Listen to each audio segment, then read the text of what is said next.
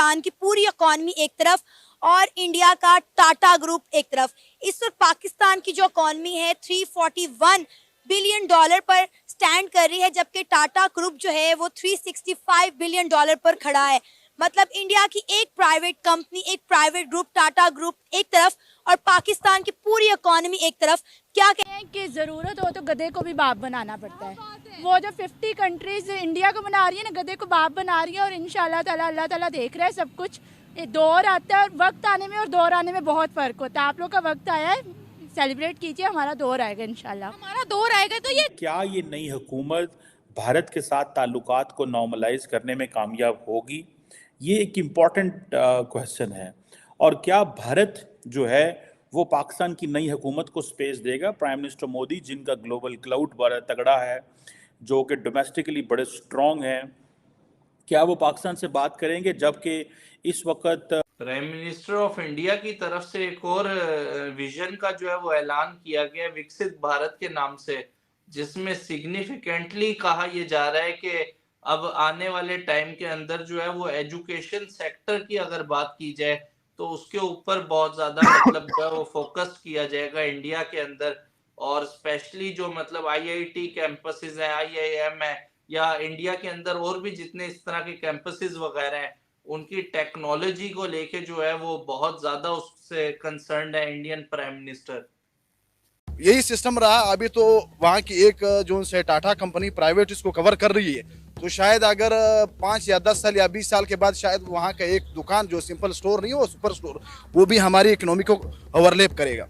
इसमें बुरे हालात हो जाएंगे पाकिस्तान पे हम पहुँच जाएंगे, इसमें कोई शक भी नहीं है। ये अगर हमें पता है या हम इसको समझ रहे हैं या ना समझ रहे हैं, तो इसमें बहुत जल्द ये पोजीशन आ जाएगा। वो पाकिस्तान की इकॉनमी चैलेंज भी कर रहे हैं। ये भी मतलब थोड़ा सा हमारे लिए शेमफुल बात है कि एक कंपनी पाकिस्तान की पूरी इकॉनमी को पीछे छोड़ दी। मैं एज अ डॉक्टर काम कर रहा हूँ जो जिना हॉस्पिटल में, तो उनका आप डॉक्टर का शोबा देख लें, जहाँ उनकी हेल्थ स्टैंडर्ड देखें तो वो हमसे बहुत ज्यादा है। इवन जब हम बाहर अप्लाई करते हैं तो उनके डॉक्टर्स को ज्यादा प्रेफर किया जाता है। की थी वो अपने ऑपोजिट बात कर दी है। बात बताएं आप इंडिया की, मैं तीसरा इंटरव्यू आपके साथ मेरा, आप करती पाकिस्तान वर्सेस इंडिया हूँ। नहीं तो आप इंडिया की फेवर में क्यों जा रही हैं? आप एक बात उनकी फेवर में नहीं की, मैंने सारी बातें फैक्ट्स पे की। आप अभी गूगल निकाल लें। अगर मैंने एक बात गलत की हो, मैं माफी मांगने के लिए तैयार हूँ। तो आप, मैं देख रहा हूँ ना, आप प्रेफर करती हैं ज्यादातर इंडिया को। सच बोलना प्रेफर करना होता है। इंडोनेशिया को नहीं कर रही, आप थाईलैंड को नहीं कर रही, की बात ही नहीं कर रही। ठीक है ना, आपका फोकस सिर्फ इंडिया और पाकिस्तान, और आज आपने चाइना को भी बीच में शामिल कर लिया। नहीं, मेरा हाँ, पट्टी को भी कर लिया। इंडिया वर्सेस पाकिस्तान ही है और मैं उसी पर ही बात करती हूँ। निमरा, आप इसके ऊपर भी थोड़ा कंट्रोल, इस पर कंट्रोल नहीं, जो फैक्ट्स हमारे हालात तो दिन ब दिन नीचे जा रुकावट रही हैं। एक तो हम समझते हैं जी, वो जिसे कहते हैं ना, these are sources of animosity between India and Pakistan continuously पहले दिन से लेके। एक तो ये जी क्लैश ऑफ अपोजिंग आइडियोलॉजीज, मतलब इस्लामिज्म एंड हिंदुइज्म। हम मुसलमान हैं, वो हिंदू हैं, तो वो यहाँ पे आके ये अपोजिंग आइडियोलॉजीज हैं। पाकिस्तान के अंदर भी ये बड़ा बेचा गया है चूरन। हम ईसाइयों के साथ बात करने को तैयार हैं, हम दुनिया के हर मज़हब के साथ बात करने को तैयार हैं, लेकिन हम हिंदुओं के साथ क्यों भाई? हिंदुओं के साथ क्या मसला है? और हिंदू जो हैं अगर वो पाकिस्तान से बात नहीं करेंगे तो आपको बुरा लगेगा, लेकिन आप हिंदुओं से बात नहीं करेंगे, मैं समझता हूँ ये इंतहाई एक अनडिप्लोमेटिक, अनपॉलिटिकल मूव रही है पाकिस्तान के अंदर। आपने मज़हब की बुनियाद के ऊपर किसी से बात या खिलाफ नहीं होना होता, आपने इश्यूज़ की बेस के ऊपर होना होता है, वो एक चीज़ है। दूसरा ये है कि पाकिस्तान के अंदर हमेशा एक फियर रहा है इंडिया का बड़ा साइज और बड़ी इकोनॉमी की। दोस्तों, ग्रीस के प्रधानमंत्री किरिकोस बुधवार सुबह राष्ट्रपति भवन पहुंचे। यहां प्रधानमंत्री नरेंद्र मोदी ने उनका औपचारिक स्वागत किया। इसके बाद दोनों लीडर्स के बीच बातचीत हुई।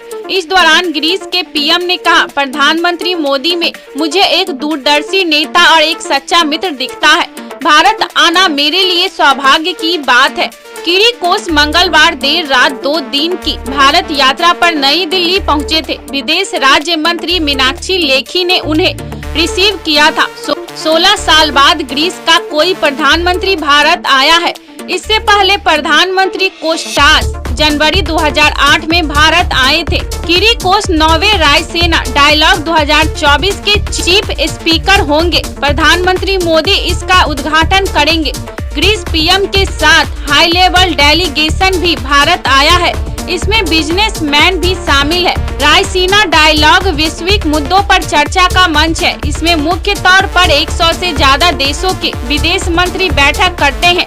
इस साल ग्रीस के पीएम चीफ गेस्ट हैं। मोदी ने कहा, रक्षा के क्षेत्र में बढ़ता सहयोग हमारे गहरे आपसी विश्वास को दर्शाता है। इस क्षेत्र में काम करने के लिए वर्किंग ग्रुप का गठन किया गया है।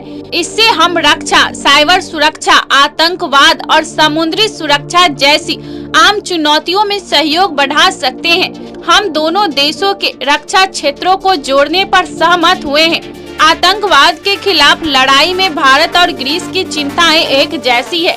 इस क्षेत्र में अपने सहयोग को और मजबूत करने के लिए हमने चर्चा की है। भारत इंडो पैसिफिक में स्थिरता और सुरक्षा के मुख्य स्तंभों में से एक है। अगले साल भारत और ग्रीस के बीच राजनयिक संबंधों के 45 साल पूरे हो जाएंगे। ग्रीस के प्रधानमंत्री कोरियासो ने कहा, हम 2028 से 29 के लिए यूएनएससी में भारत की उम्मीदवारी का समर्थन करते हैं। हम संयुक्त राष्ट्र में सुधार के लिए बॉर्डर डायलॉग का भी समर्थन करते हैं।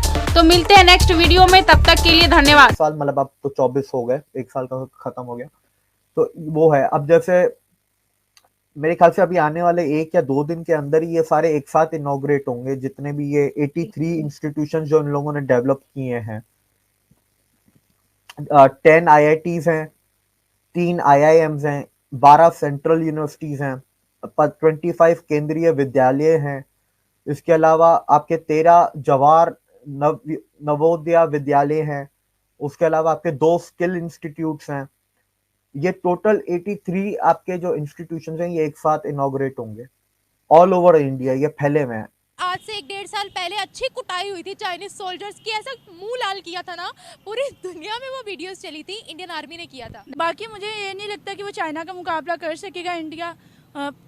जो भी 50 कंट्रीज आपने बताया कि मिलके उनके साथ में ऐसा क्या है ये तो बताएं। अब ये तो इंडिया वालों से पूछो ना, जो इतनी मेहनत कर रहे हैं उनको नीचा दिखाने के लिए, ये तो उनसे पूछना चाहिए। आपकी नज़र में चाइना क्या डेवलपमेंट है वहाँ पर, जो कोई कंट्री उसका मुकाबला ही नहीं कर पाती, जबकि भारत का तो सीधा टारगेट ही चाइना है।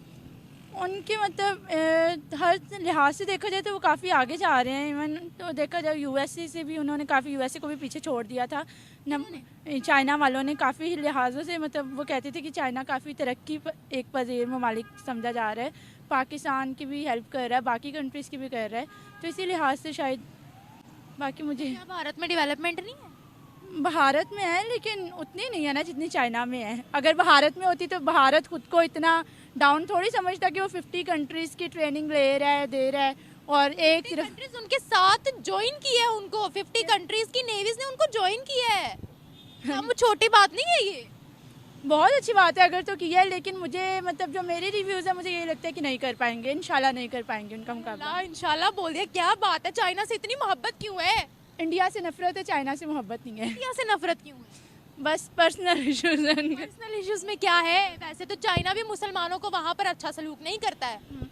उन्होंने मतलब हमारे साथ कभी इंडियन से अच्छा सलूक नहीं किया। मुसलमानों के सबसे ज़्यादा मुसलमानों को ही वो टारगेट बनाते हैं, तो हम उन्हें कैसे सपोर्ट कर दें? मुसलमान हमसे ज़्यादा है वहाँ पर और हमसे ज़्यादा खुशहाल है, तो टारगेट नहीं बनाते हैं। वो अभी कुछ दिन पहले ही मतलब देखा जाए तो उनका हिजाब लेना बंद था। मुसलमान लड़कियों के अबायास पे जो कमेंट हुए थे कि इनको दुपट्टा नहीं लेने देना चाहिए, इनको ये नहीं, आपके सामने ये सब कुछ हुआ होगा कि उनके लिए नमाज, कुर्बानी करना, ये सब चीज़ें, मतलब यही कहने कि यही इश्यूज़ है हमारे लिए कि भाई अगर हम आप लोगों को यहाँ पे कोई मुश्किल नहीं आने देते हैं तो आप लोग भी एटलीस्ट मुसलमानों को इतना तो करें ना कि वहाँ पे माइनॉरिटीज़ कितनी कम हो गई हैं। वैसे अगर हम फैक्ट्स पर बात करें तो यहाँ कौन सी हम रिलीजियस फ्रीडम देते हैं माइनॉरिटीज़ को? वहाँ तो फिर सदर तक, एक प्रेसिडेंट तक उनका जो है वो एक मुस्लिम रह चुका है।